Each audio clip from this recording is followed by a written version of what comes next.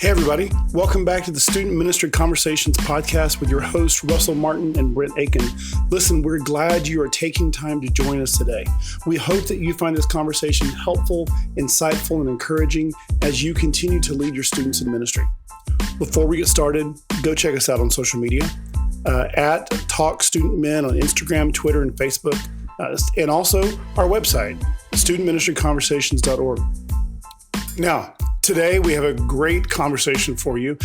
Brent sits down with Brad Griffin, and Brad is the Senior Director of Content for the Fuller Youth Institute at Fuller Theological Seminary in Pasadena, California. And he joins the conversation, and they talk about the research behind his new book that he co-wrote with Kara Powell called 3 Questions That Change Every Teenager. So, Brent, can you tell us a little bit more about this conversation we're going to hear?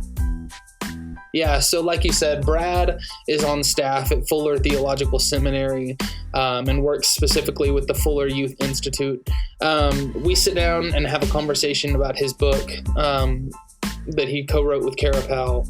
It is such a fantastic conversation. Tons of research, tons of different things that not only I hope that y'all find insightful and honestly practical as you have these conversations with your students and their parents.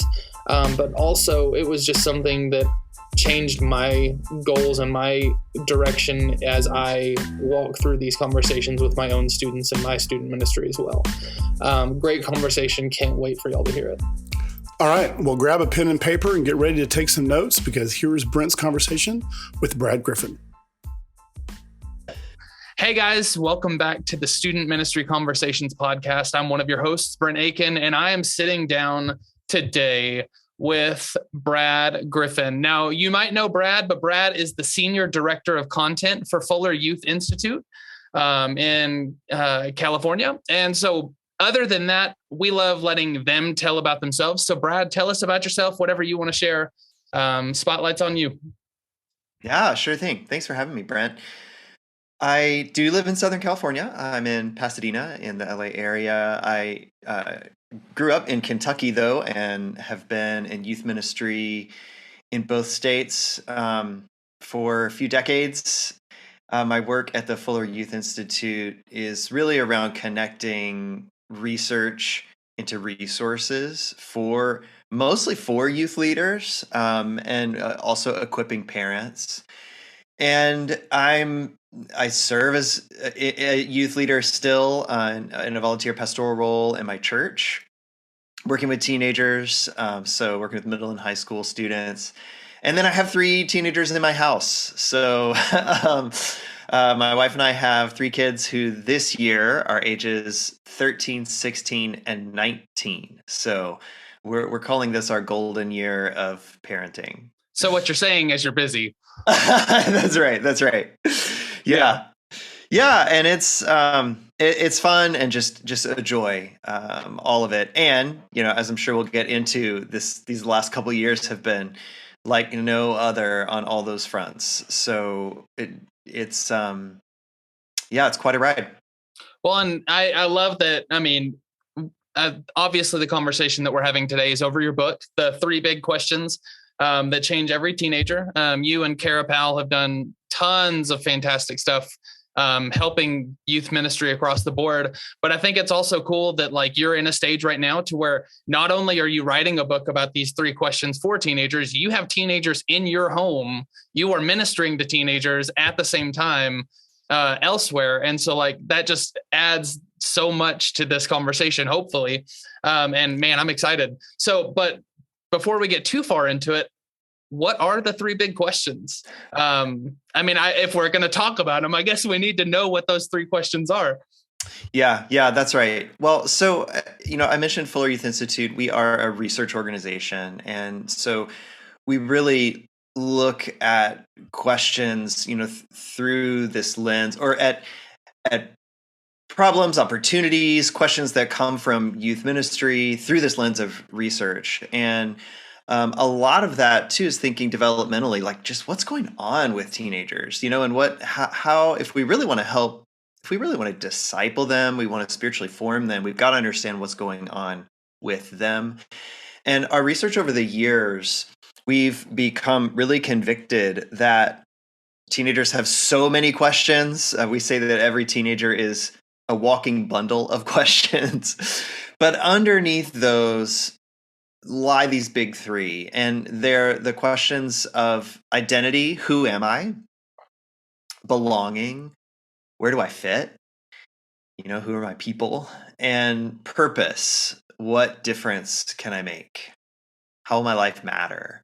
And those questions of identity, belonging, and purpose, we find that if we're really listening, if we're really paying attention, if we kind of peel back the layers, that often one or more of those questions, and they overlap quite a bit, one or more of those questions kind of is usually underneath sort of what's right in front of us. And that has been both a really fun research challenge, but also just personally and in relationships with teenagers, it's been eye-opening. I feel like once you start to listen for these questions, it really unlocks the teenager in front of you. Well, and I think that's, like you said, they're foundational principles. But the thing is I think as teenagers, if these don't get answered when they're teenagers, they very much transcend into their early 20s. And hopefully by that time they're answered. But if not, they're probably finding those answers in the wrong place. So how do teenagers tend to answer those questions? Yeah. So in this research, we did a couple of different approaches, but the main approach was sitting down with teenagers from across the country and listening in in-depth interviews. And so we had 27 teenagers who we interviewed 3 times for up to 2 hours each interview. So by the end of the project, we had listened for up to 6 hours with these young people. And we matched that with survey data and with, looking at other research that's out there. But from those interviews, we really heard a few key narratives that sort of bubbled to the top. And, in research, we're always looking for kind of what are the themes, what do we hear over and over? And so when it comes to identity, that question of who am I, we heard a lot of living up to others' expectations. I am what others expect or need or want me to be. I am what I think I am who I think you want me to be, is how a lot of teenagers live. And coupled with that is this sense of being not enough. I'm not pretty enough, thin enough, athletic enough, smart enough. For young people who are navigating racial identities, maybe I'm not Black enough or Asian enough. I'm not Korean enough for my mom, or I'm not there. We can put so many descriptors in that blank, but at the end of the day, it's a lot of feeling like you don't measure up. And, this is just really, the cultural pressure can make this so much more intensified because young people live their lives, in a magnified way on social media, where every moment is a broadcast opportunity. And every broadcast is an opportunity to receive critique, and get all the signals about how you're not getting it right. So, so I'll pause there just for a minute on that narrative with identity, because it's a big one. Yeah. I think that's a big deal. And like you said, as teenagers, they're probably balancing on any given week 5 to 7 different people's expectations, at least, if not more. But then also you're dealing with a culture that's telling you, hey, pretty much everybody else is better than you are. And it's not 100% always the message that they see on social media, but they also battle the mindset of everybody's looking at me. And fortunately, that's something we kind of grow out of as we get older. And it's like, oh, hey, really, no one cares about me at all. Like, no one's looking at me as like the shining example. But teenagers deal with that on a regular basis. So those are super, super pivotal moments, and identity is a tremendous challenge. Yeah. Yeah. And I'll say too, one of the things, just thinking real practically, like what can we do about that, Brent, as we're talking about teenagers, and one thing that we think about is this phrase, just be yourself. And I know I add that little word just all the time. But just be yourself is well-meaning advice, but pretty impractical for a teenager, because teenagers are trying to figure out who that self is. They're trying on new versions of that self every day. They have no idea who they are, and when they walk into any given situation, they're probably using one or another version of themselves to adapt and survive and manage that situation. And so just be yourself is really kind of useless advice. And it ends up actually putting more pressure on teenagers, because part of what they hear there too is that cultural line of be your best self, which that feels impossible to, all of us. As you said, as adults, you realize, well, that's a lie, like I can't be my best self. I might use it ironically, but with teenagers, it sounds like, oh, I'm supposed to figure out what that is, and I'm supposed to perform at some level that just feels impossible. And so that pressure, it just follows them everywhere. Yeah. And not only that, I mean, they're dealing with the mindset of, they also have oh, well, I'm supposed to keep this at like 100% all the time. And we as adults know it's like, yeah, we're going to have our best days, but there's going to be days, weeks that we're not at our best. And teenagers are still struggling with that concept too. So what would be a Jesus-centered approach or Jesus-centered answer? And like you said, we're focusing just on that first question of identity. How do we answer that from the mindset of like Jesus-focused? Here is what Jesus says about identity. Yeah, I think we can see a lot of great responses from Jesus in the New Testament. And one that we really settled in on as we were writing this book was just, you are enough. That because of Jesus, Jesus says we're enough. We can draw from a lot of imagery throughout Scripture. This for all the way back to Genesis 1, that we're made in God's image, that we bear the marks of the Creator, and that's enough. We don't have to outshine the glory of God in us. We don't have to outprove God's image in us. That's enough. That's pretty impressive. And young people need to know that, there's this also sense in the narratives about Jesus in the New Testament. In Jesus' baptism, we hear God saying, "You're my son who I love, and with you I'm well pleased." And there's been a lot of work with that over the years, and Henry Nouwen wrote a lot about how that, when we hear God saying that to us, that's transformative. I am a child of God, as First John says, that this love that's been lavished on us, that we would be children of God, and that is what we are. And so that Jesus-centered narrative is, you know what? You don't have to live up to everybody's expectations. You don't have to be your best self every day.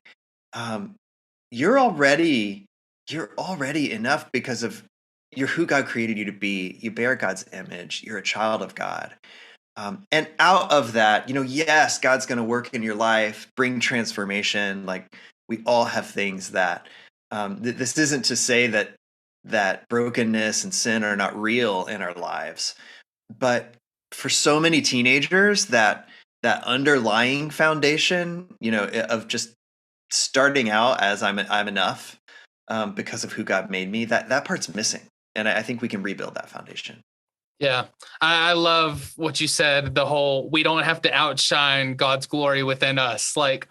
But in all reality, I think a lot of times we get to almost to where we disservice children and teens, because we Sunday school story creation so much that it's really, really easy to overlook the fact of no, legitimately God created you. Take a second and just breathe that in. We don't have to outshine what he's already done, because we can't. And so there's no effort in trying to do that. Man, such, yeah, I mean, I don't have a better answer for that. But yeah, that's awesome. And so I think that that's the narrative and that's the dynamic that we need to approach it from. We need to approach it from the mindset of like, you don't have to be more than you already are because God made you and he said that that was very good. Mm-hmm. And I mean, how do you get better than that? So, how does this mix with empathy and compassion as far as today's teens? How do we work through? I guess I mean it's really a sense of empathy that everybody's empathizing with everybody else nowadays in today's culture. What do we do with that? Yeah. Empathy does get thrown around a lot, and I think when we're thinking about it in the context of youth ministry, in the context of these relationships across generations, I think one of the missing components in a lot of our relationships today, and maybe especially with this younger generation, is trust. And there was some recent research from the Springtide Research Institute that really just reaffirmed how little this generation trusts adults and trusts adult systems and institutions, and trust. And this has been declining for the past, 50 years or so. But with each generation and with each sort of measurement point, that trust just gets lower and lower. And we've got to realize in youth ministry, we do have an uphill, we've got an uphill climb here to build trust. And so I think we have to start with this place of understanding, okay, this teenager in front of me probably fundamentally mistrusts me as a starting point. And so part of my role here, part of my work is building trust. And empathy is that inroad to trust. Empathy is it's noticing, it's seeing the person in front of us and then deciding we're going to care.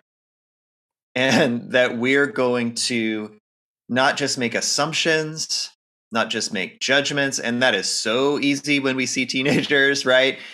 Yeah. But to actually lean in and listen and ask questions and seek understanding. And that builds trust. And I want to say that makes discipleship possible. Yeah. So again, if our goal here, we're not trying to say that youth ministry shouldn't be about discipleship or formation or transformation. Yes, like that's what we're doing here. The road to that, and not just the means to the end, but really the way that it happens is through relationships.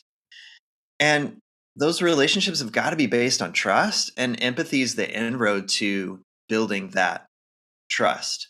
So that's kind of like how I would map that out. This understanding and even understanding what's going on in a young person's identity, belonging, and purpose journeys. Empathy is that inroad to really help us get there, which will then help us have the kinds of conversations that can help this young person grow in Christ. Sure. And I mean, that goes back to scripture. I mean, Jesus didn't just say, hey, here's my stuff, go do it. He spent years walking with his disciples. I mean, learning their ins and outs, teaching them day by day. I mean, and so, I mean, I love how the conversation always just kind of boils back to, hey, do what Jesus did. But it does seem to just do that. And regardless of what the topic is, regardless of what conversation we're having, it's just like, oh, remember this perfect model Jesus that we're supposed to be like, this is our guide. Like, yeah, we should do that. So moving on, though, I think identity, we found a good foundation on that one. Let's move to that second question. How do teenagers answer question number 2? So as we listen to teenagers talk about belonging, it was fascinating how much safety was a theme. And this narrative of, I feel safe. I feel like I belong when I feel safe, and I feel safe when I feel like I can be myself. when I can be authentic and not fake, when I feel like I'm not going to be judged. So belonging and identity are really closely tied together, which, and I want to be clear, there's a lot of overlap between all three of these questions. But with this in particular, when I feel like I can be me with a group of people, that makes me comfortable, makes me feel like I'm accepted and not judged, and that makes me feel included. And so we heard that over and over, and how that either happens or doesn't happen, in friend groups, in youth group, in their own families. Not belonging in our families, that's one of the most painful experiences that a young person can have. And to contrast that with young people who say, when I'm home, when I'm with my family, or when I'm with my grandma, or sometimes identifying someone specific, that's when I really feel safe, and I really feel like I belong no matter what. Coupled with that is this reality that shared context leads to belonging. And so for a lot of young people, and this has been one of the challenges of pandemic life. We build belonging when we share experiences, and this lack of shared experiences has really crippled that sense of belonging for a lot of young people, because and depending on where you live and what that's been like, you've missed out on certain experiences. Maybe you didn't get a season in a sport, or maybe it just looked real different. Or normally you would hang out a lot after practices, but because of everything going on, you just practice and then you go home, or like these social experiences, and just so many shared experiences that we feel this in our youth ministries. How many of us have canceled retreats, or we did something different than we would normally do? We haven't had those full together kinds of opportunities that we've had in the past. And that makes belonging hard, because we got to share time and space and proximity to really build belonging. Yeah. And so you kind of touched on that with the mindset. What do you, and this is kind of going off into current state of the world with COVID's lockdowns, shutdowns, everything else in between. How do you see that panning out over the next 5-10 years? Because I think we're beginning to see the mental health drop that we all saw coming when lockdowns started. And that's across the board, from kids, teenagers, adults, everything. We're going to see so much more mental health crisis in our society today. But how does that affect the sense of belonging? And maybe what are some ways that we can be proactive in trying to combat what's coming? Yeah. And it's here, looking at research during the pandemic, the first year of the pandemic, anxiety tripled, depression among young people quadrupled, a 4-fold increase in reported depression. And what we're seeing now is that some of the ongoing effects of uncertainty are what keep anxiety, really at crisis levels. And suicide attempts and ideation are at crisis levels. And I think you're right, Brent. I think we're going to keep seeing this play out in the coming years.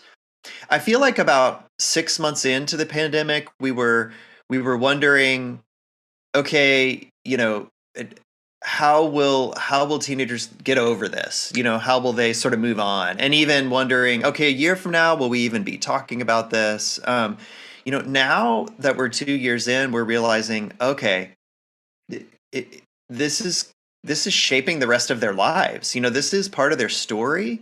It will always be part of their story. They will talk about this with their grandkids. And part of that narrative and what they talk about is going to be shaped by what we're doing now. And, are we with them? Are we helping them manage and learn to navigate their anxiety? Are we helping them learn to build resilience? Because you can walk out of this with languishing, and that's kind of a research term that people are using, that, or despair. hopelessness, cynicism, a jaded view of life, or you can walk forward with resilience, with hope, with openness to what's coming. But the grind of uncertainty, it's wearing on all of us. I mean, everybody's feeling exhausted and overwhelmed and overdone. But that's manifesting in young people in some alarming ways that I think they really need us to be paying attention to and honest about and walking with them through.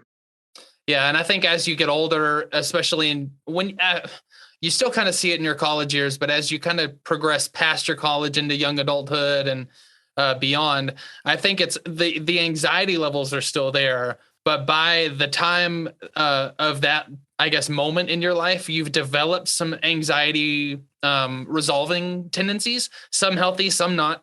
And I think adults and even young adults have found ways to cope with that.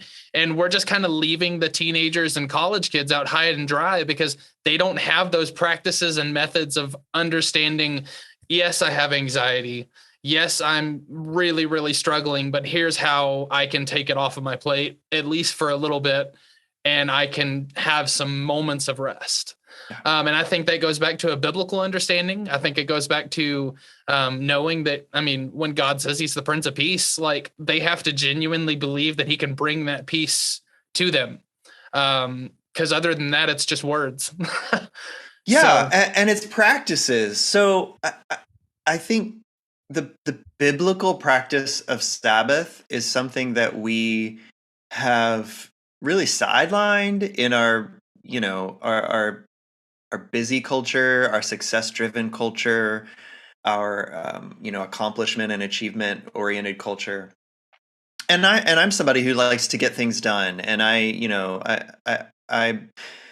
am not a Sabbath expert here in my practice, but I think more than ever we're seeing restorative Sabbath practices. They were made for our good. The Jewish writer and Rabbi Abraham Joshua Heschel wrote a lot about the Sabbath and how it is, as Jesus said, it was given for our good. And one of the things that he highlights, Heschel highlights, is the sense that the Sabbath was one of the first gifts of God to humanity. Yeah. That we were given the Sabbath, we were given rest as a gift. And one of God's first creations was rest. God created this rhythm that includes rest.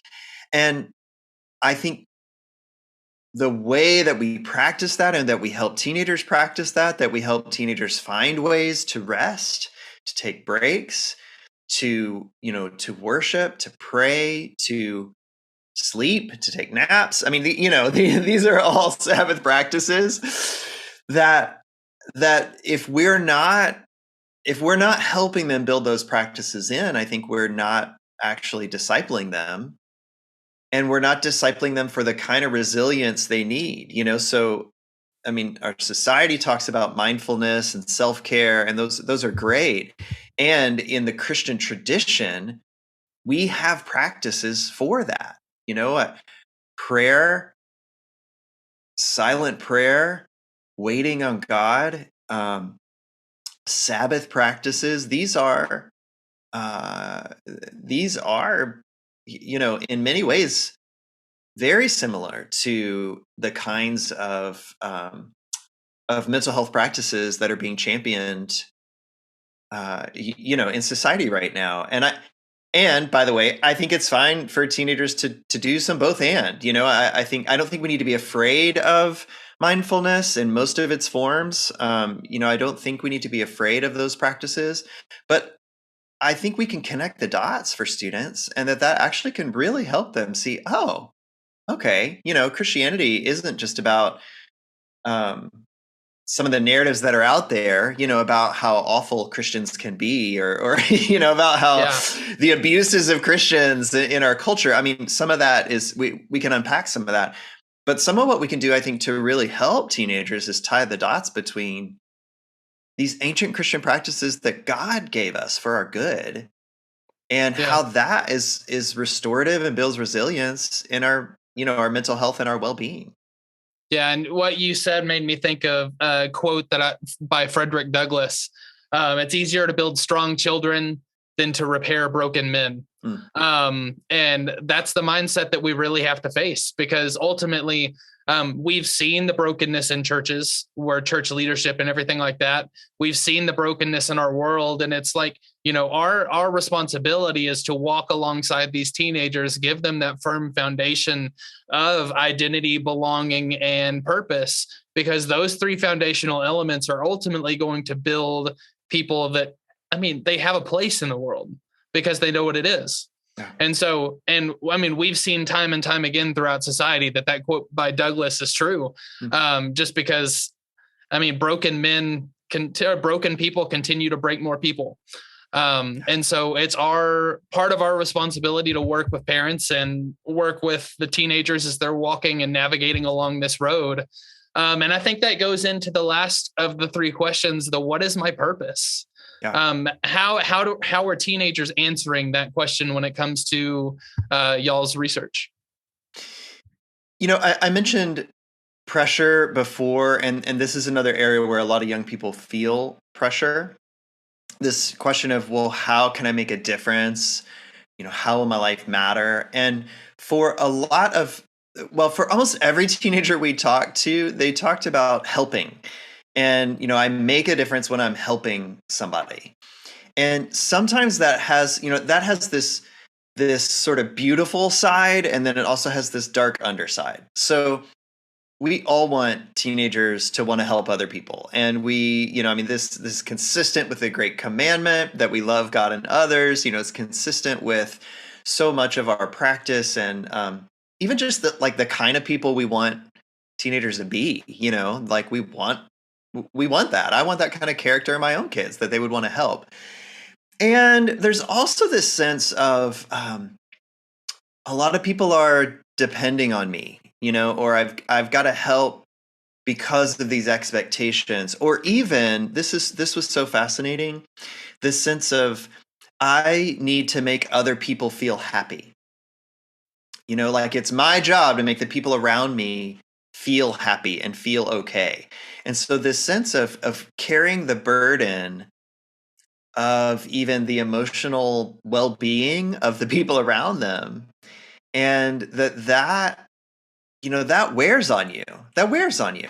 It also wears on you. Even some of the ways that we ask students to help at church, where on one hand, and our research at the Fuller Youth Institute shows how important it is to feel significant, to feel like you have a place in the community, that your work at church matters. We talk about in Growing Young, we talked about the importance of having a load-bearing role, that it matters that you are at church. It matters that you serve in the ministries you serve in.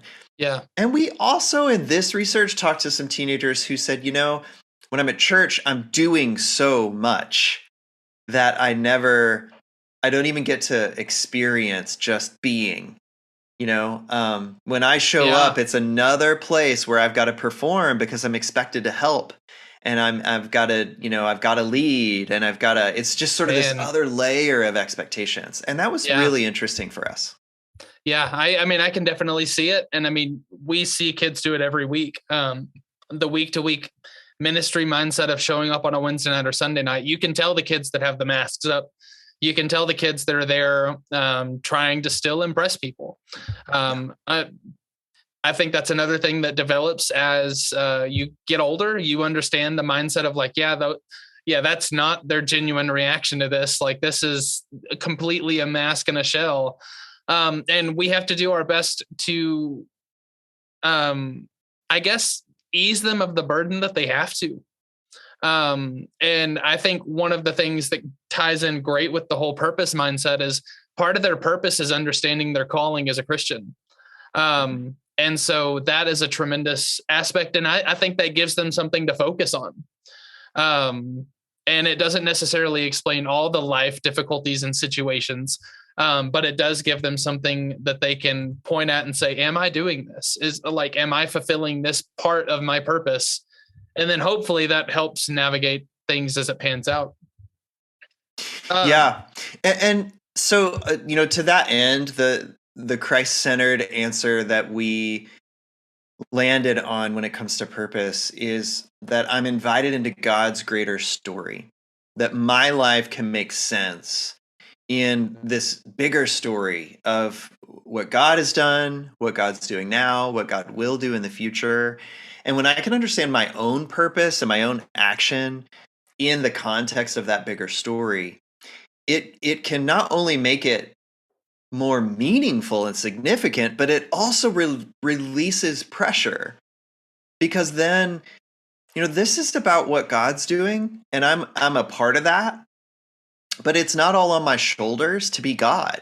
It's not on my shoulders to figure this story out, or to construct some kind of great life story, or to help others in a way that's going to change the world. I mean, I might change the world. I might do something really significant, but in the big scheme of things, what's important is, what makes that meaningful is that it's part of this bigger story, and that bigger story is held by God, and that actually can be a release. It can be a rest. I know it's something that helps me navigate, the pressure in my own life to do all I'm doing, or is it enough? To know that it's in the context of this bigger story. And I think I really like how you say that they're invited.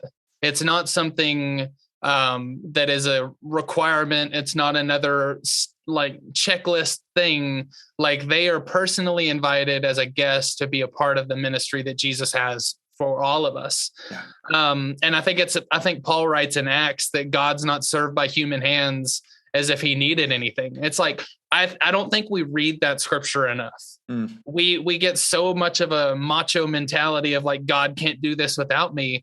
And I think that transcends down into our teenagers. They really feel like, oh man, it's up to me to change the world. So, well, yes, we want you to change the world. We want you to bring God's light and God's kingdom into the world more, but it's not entirely and solely resting on your 2 feet. Yeah. And so it's more of a privilege. It's an opportunity. And that's great. That's fantastic. Yeah.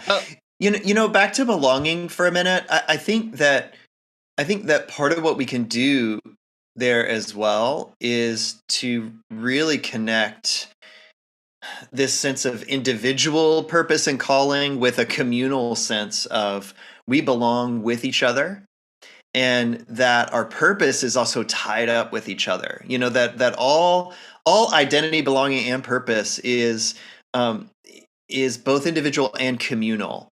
And the more we can lean into, that one of the greatest gifts God has given us is each other. It's the church, the body of Christ, and this sense of being part of God's family, this sense of being with one another, and that God is with us. And I think that part of that's a crucial part of the story, that big story that helps it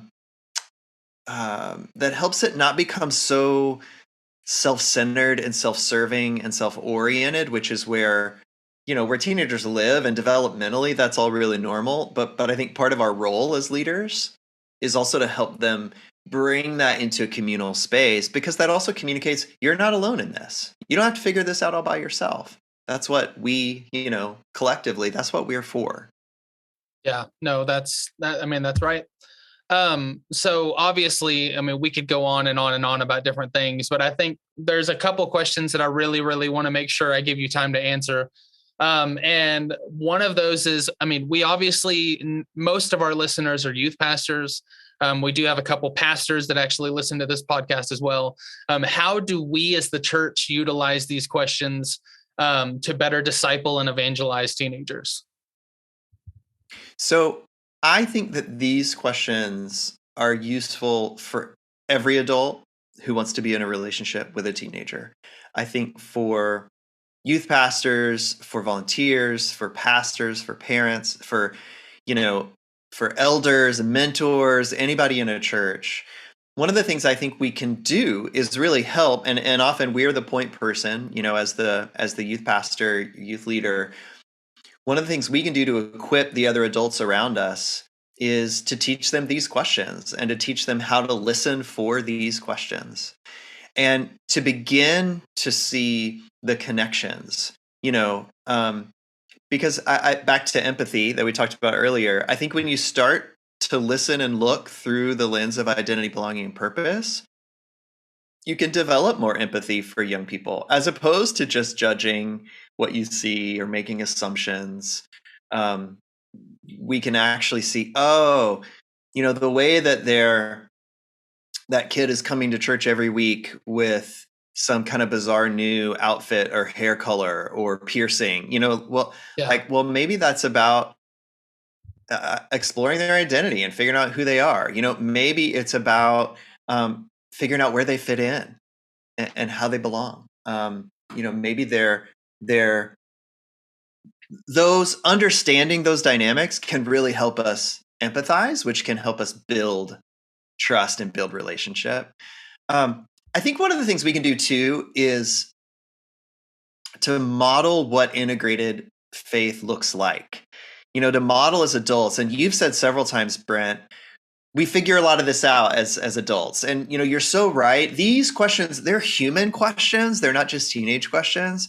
But the difference is those of us who get on into our 20s, 30s and above, we kind of settle, and this becomes sort of a back burner kind of thing. And we might, a pandemic is another good example. For a lot of people during pandemic, purpose came back to the front burner and maybe got turned up to a boil again. And so we see the Great Resignation and people leaving their jobs and people finding new work and new ways of figuring out their purpose in the world, reorienting priorities. That's an example of bringing purpose back to the front burner. Sometimes we figure out, we have different points in life where one or more of the questions kind of turns up the heat for us again. But for teenagers, what's important for us to understand is that all three of these questions, they're front burner questions and they're rapid boil questions. Yeah. And often at the same time, on the same day, every day. And the more we can appreciate that, the more we can walk with them, through it. So as we model integrated lives, as we model our own journey, as we're honest about our own questions or struggles, in that, that really helps young people to know that it's okay to be working it out. It also helps them see examples of people who are, are living healthy, integrated lives. So I think that's really important. I think it's also important for adults to think about both the collective, but also the uniqueness. So we can sort of put teenagers in a big bucket, or put sort of Gen Z in this bucket and put these labels on them. But let's look at the teenager that's in front of us right now and ask, what's good news for this teenager today? Okay, what's good news for this teenager? Now, the gospel doesn't change, but the answers to their big questions are changing all the time. Yeah. And the more we can help them see how the gospel and the way of Jesus, it's good news for whatever their question is right now. So asking what's good news for this teenager today, I think can help us. It can help us personalize, and so for one student, it might be like they may be wondering whether anybody even notices when they show up at youth group. And so good news might just mean somebody asking them, or reinforcing for them, hey, you matter here. We see you here. I'm so glad you're here. Like that can actually be good news. There's so many ways that we can do that, but I to personalize it. And then to think about we think that each one of us has a question that kind of leads the way for us. And for some of us that, that carries on through their life. And so for me, belonging has been the question that kind of led the way, because it was a source of a lot of my own insecurity growing up. Do I really fit here? I don't feel like I fit there. I don't, I'm always wondering if I belong. That followed me into adulthood. I have ways of, like naming and working through that now. But it's like the question in the lead for me, more so than the others. And for each of our kids and for ourselves, I think identifying, okay, it seems like this is in the lead right now. It seems like maybe purpose is in the lead for this young person, or maybe identity is the one that's really kind of driving this moment. That can help us really understand and relate to teenagers. Well, and I like how you said empathize and personalize, because that also I think that also allows us to kind of retract ourselves from the age-old response of, well, when I was your age, I handle all this stuff, because no kid wants to hear that. We didn't want to hear that when we were kids. Yes. And so it's a common fallback. And I think that's the common response that a lot of us do. But if you really dive into that empathy moment and you dive into that personalization of how is this affecting you instead of what can I give, it brings a different mindset to the conversation. And hopefully that brings better answers and better sense of belonging in the long run. Yeah. But so your book states that this is not just a youth group issue. And I mean, obviously that's the case. And this is a family issue. How would you encourage parents that are trying to, with mixed results, obviously connect with their kids? Yeah. Yeah. Well, I'll pick up right where you left off with phrases like "when I was your age." So that statement rarely precedes an empathetic response. It's usually, we're about to drop judgment or critique. And so I think as parents, we can cut that kind of phrase from our vocabulary. That doesn't mean we don't talk about our past. It doesn't mean we don't talk about our own, teenage years. All that's important. But what's more important to our kids is that they know that we're seeing them, that we're listening to them. What one of our colleagues said, that being heard is so close to being loved that for most people, they're the same thing. Wow. Yeah. And wow. I think about that with my own kids. If I can really see and hear them, that's how they know that I love them. It's that I can have a conversation without being distracted looking at my phone, where I cannot interrupt them with my good ideas and advice, which I am full of, all right? I'm full of. But if I can actually wait and listen and then maybe offer a question, before I offer a suggestion, or even offer a question like, do you want to hear my thoughts? Do you want some ideas? Or do you want to keep working with this on your own?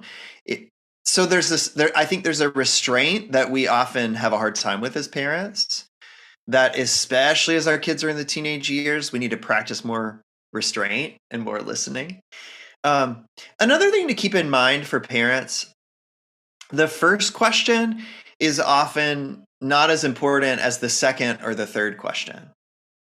And what we mean by that, and our colleague Steve Argues said this, is that often the first question that we ask as a parent is about our agenda.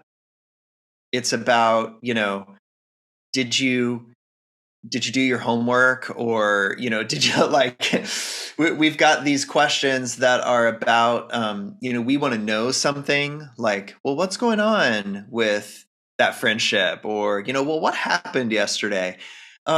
We kind of have an agenda going into the question. Are you thinking about, how are you doing on college apps? That's a great one, right? Yeah. Well, have you signed up for that yet? Yes. So the first question is our agenda, but the second question or the third question, if we hang in there, can be more about listening, more about how the conversation unfolds. And, make no mistake, a lot of times we need to think about a better opening question. Okay. But also to ask questions that allow our kids to talk, and that our second and third questions come from a place of curiosity and of really wanting to understand, than just driving. I'll say too, and maybe as the last piece for parents, as a parent, I don't ask great questions all the time. I find myself asking the same 5 questions over and over. How was your day? Anything interesting happen? Do you have homework? Right? Are you going to practice? I mean, they're very logistically driven and uncreative questions. And as a parent, I need to refresh my questions. And to be really, honest, I mean, part of why we wrote this book was for ourselves and for adults and parents like us who just need better questions. I mean, I've looked back at questions in the book to find something different to ask my own kids. We put over 300 questions that you can ask a teenager in the book, so that we've got some questions to draw from. And so I think that's applicable for youth leaders as well as for parents. Oh, let's change up the questions that we're asking. And that can open up a possibility of a new conversation. On that front too, let's not ask questions that we're not willing to answer ourselves. Yeah. Transparency. Mm-hmm. Yeah. I mean, I love how you threw in so many different questions, because the other thing that I would throw into that is questions come and go for each season. There's not like a set, ask these 5 questions and your kids are going to turn out great. Kind of like you said, you resort back to those 5 questions. Like it's going to greatly depend on the season that your teenager's in, especially as a parent. And that's one of the conversations I seem to have most with parents when they're like, hey, my kid is doing everything wrong, kind of thing like that. It's like, well, what are you asking of them? And like, how are you working to walk with them? And like, what, I mean, and I've even said the same thing. Like, what questions are you asking? Because if you're asking questions that are just goal and determination focused, they're not going to want to respond when they feel like a failure. Mm-hmm. Because they haven't accomplished all of those things that you're asking of them. And so there's a lot of great questions. And I love that there's so many questions in that book, because I think there's a healthy notion behind recycling those questions and finding new ones to ask. Mm-hmm. And it might even be something that you recycle and you use different questions for different days of the week, because they deal with different things every day. Yeah. Yeah, that's right. Another challenge that I would throw out is, really encourage parents to get curious about things that their kids are into, even if we're not into them.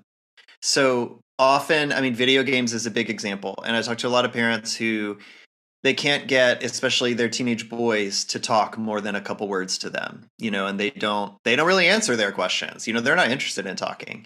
But they really love video games. And usually when parents talk about video games, they're exasperated, they're frustrated, they roll their eyes, right? And, I get that, and I get frustrated about video games in my own household. But when I'm doing well, what I keep in mind is what's going on there. That's actually capturing this kid's attention. And there's something there that's capturing their imagination and their curiosity. And maybe this is a way they're connecting with their friend. I mean, I remind myself all the time when my 13-year-old is playing video games, he's usually doing that with his friends. And it's a way that he's connecting, and hanging out with his friends. And I want to affirm the friendships. I want to affirm his desire to connect. And I want to affirm the imagination. And to get there, as a parent, I've got to get a little more open-minded, and I also have got to get curious and ask, like, hey, tell me something about your game, or would you show me? I remember talking with one parent who had this huge breakthrough with his 14-year-old son when he just said, could I sit down with you sometime and you just show me what happens in your game? Yeah. And his son was like, yeah. And it was like, was like opening a door in that relationship that had been so closed, because the dad had only been able to see what he didn't like about the son playing video games. And he wasn't able to see what the son found intriguing or fun, or like whatever it was that was about playing that game. And our curiosity and our openness can actually go a long way towards getting us to the other things we really want in those relationships. We want connection.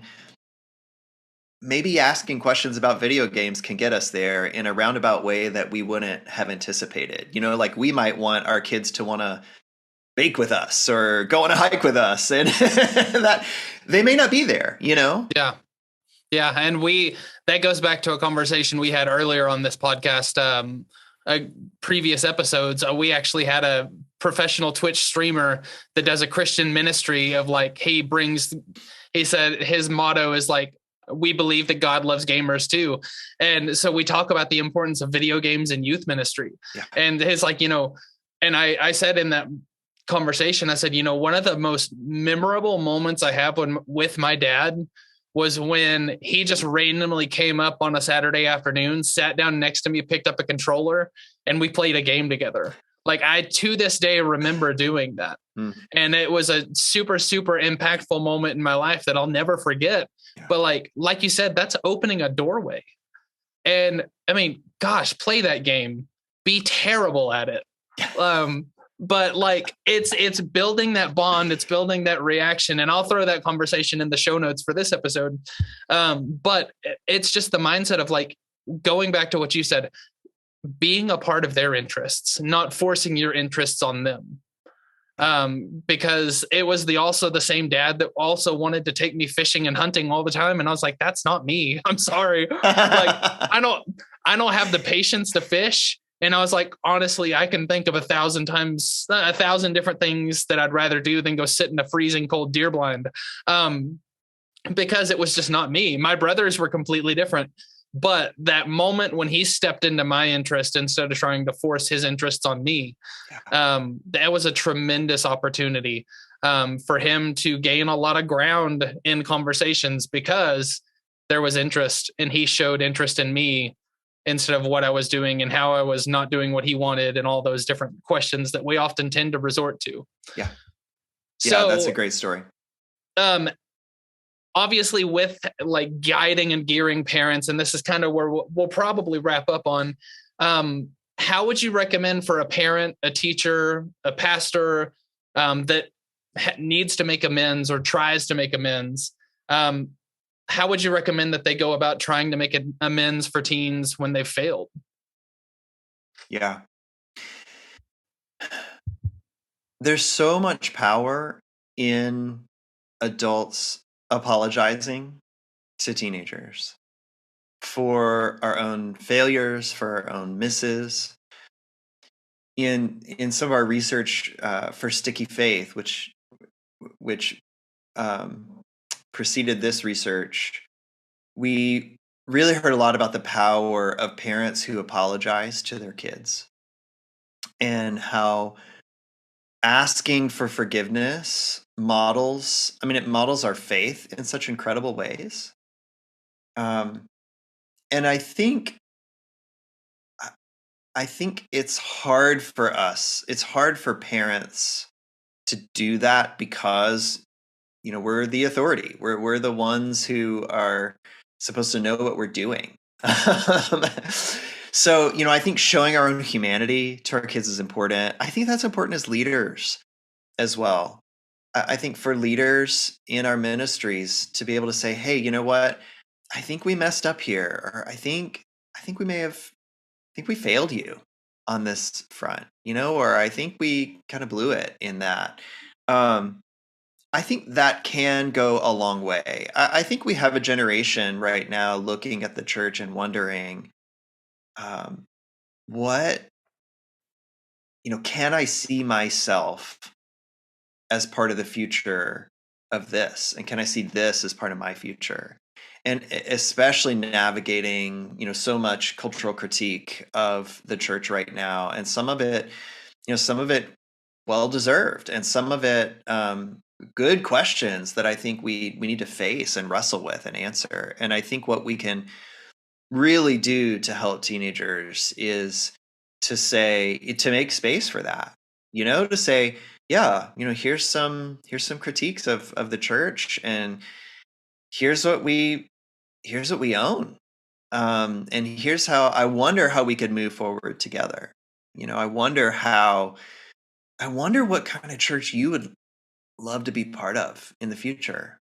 I wonder what our church could look like and could do that could really be a sign of hope for you and for Yeah. your friends, your generation. And I think that can really help us move forward.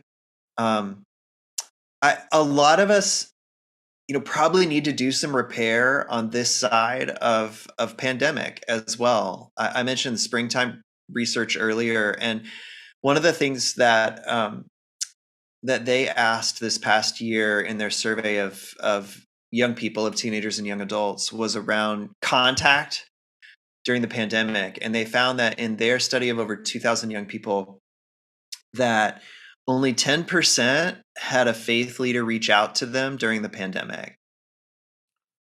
And that's a really shocking number. Oh my gosh. Yeah. Yeah. And, my first thought to that is, that can't be right, and Right. And then I think, well, I think there's this sense of, even where it may not be technically true, that young people really feel this disconnect. They feel a disconnect with church. They felt alone. They felt isolated. And I think that's true. And I can think about stories in my own context. Young people I know who, despite concrete evidence that people from church have been reaching out to them, they still feel like people haven't really reached out to them. Yeah. And so that feeling is still there because there's this greater layer of disconnection. And we got to do a lot of work, I think, to bridge that feeling of disconnection. And I don't have all the answers for what that looks like, but I think we can start by asking teenagers, what do you think would help? Well, bring back to the personalization mindset of, and it seems like that's a recurring thing, is like, hey, maybe we should personalize these conversations to where the teenagers are actually the say, and it's not what we believe they should say. Yeah. That's what a great focus, what a great outlook to look forward to. And hopefully for everybody listening to this, what a great mindset to go into the rest of 2022 with this focus of, maybe we should put more power to the voice of the teenagers in our ministries. Maybe if you're a parent of teenagers listening to this, maybe you should put more power in the voice of your own kids, because they're the ones that are going through this, and they're the ones that are needing our help. And so we need to just sit down, empathize with them for a moment and say, hey, how does that look? What can we do to help? Yeah. And that's a great conversation. So obviously, I feel like this conversation could go for another 3 hours if we wanted it to.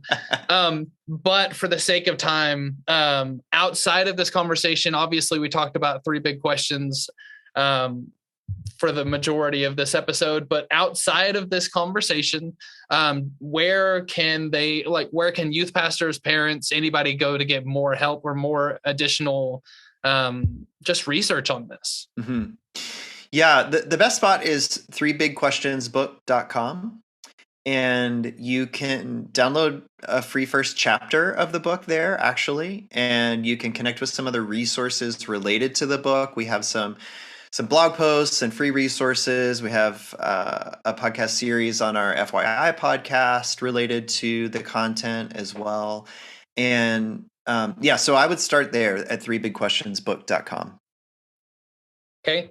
And then obviously, Fuller Youth always has fantastic resources and everything like that. And that kind of leads into my last question of this episode is, how can people that are listening to this connect with you, connect with Kara and what y'all are doing with Fuller Youth, the rest of your books? Because I mean, honestly, if there's anybody listening to this podcast that hasn't read through Sticky Faith, it's a must read. And it's something that you need to have on your bookshelf. And so how can they find out more about you? How can people connect with you on social media? Any shameless plugs for anything else y'all have down the pipeline? This is your last spotlight, Brad. Go for it. Yeah, I appreciate that. Folks can connect with us at fulleryouthinstitute.org and at Fuller Youth Institute on social media, Instagram, Facebook, Twitter. I'm also in those places at B Griffin FYI. You can find Kara Powell there as well, my colleague and co-author. One of the best ways to stay connected is to subscribe to our email list at fulleryouthinstitute.org, because we send out a weekly email and we try to share, a lot of what we do is grant funded. And one of the beautiful things about that is that we can give a lot away. And so we try to share free resources a lot.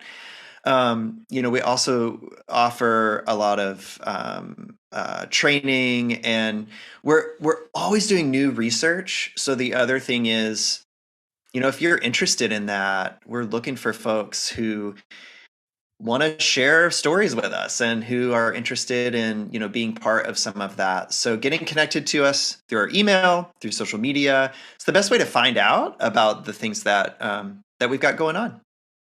Yeah, that's awesome. Well, once again, Brad, thank you for this conversation. It was fantastic. Such an impactful conversation for any time period. But I mean, what a conversation to have kind of coming out of these last 2 years. I know that I'm challenged. I'm looking at this from the mindset of me being a youth pastor. I'm also looking at the mindset of I have 2 9-year-olds. And so I'm getting closer and closer to those teenage years. And what I'm processing of the game plan of, like, how do I hit the ground running long before teenagers become teenagers? Mm-hmm. Because I mean, we both live in the world where we're constantly ministering to kids that are hurting and kids that are struggling with these concepts. This is not a new conversation by any means, but it's something I think that's going to have more and more impact as time comes. And so I appreciate your thoughts and all your work towards this. Thank you for coming on the show. I'm super excited that people get to listen to this. And just thank you so much. Yeah. And that is all the time that we have. And we hope to see y'all next week. Thanks for having me. Well, I've stopped saying that one episode is my favorite because then new ones come up all the time. But I will say that this is an episode that everyone needs to listen to. And we hope that you enjoyed it. We hope that you found it inspiring and you were encouraged as you continue to pour into the lives of your students.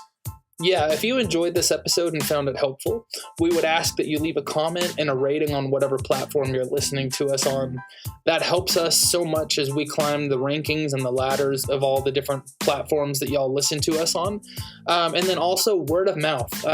If you have a friend that is a youth pastor, or if you have a friend that you think would benefit from this, share us on social media with them, or if there's a specific episode that you find helpful or you could see being as a benefit to someone else, take a moment to share this with them on social media, tag them, and then tag us at Talk Student Men on Instagram, Twitter, and Facebook. You can also support us financially through monthly sponsorships and supporting our podcast by purchasing merchandise on our website, studentministryconversations.org. All of the proceeds from either of those go directly back into the podcast so we can make it better. We do have a roadmap of a few things that we want to get rolling, and that largely consists on how much we are able to get to help us out financially with this endeavor. So anything that you give goes directly back in the podcast, and we would love your support as we continue on. Now, Russell, you have next week's episode. What do we have in store for the podcast next week? Yes. Well, we all know that TikTok is one of the biggest social media platforms that teenagers are using today.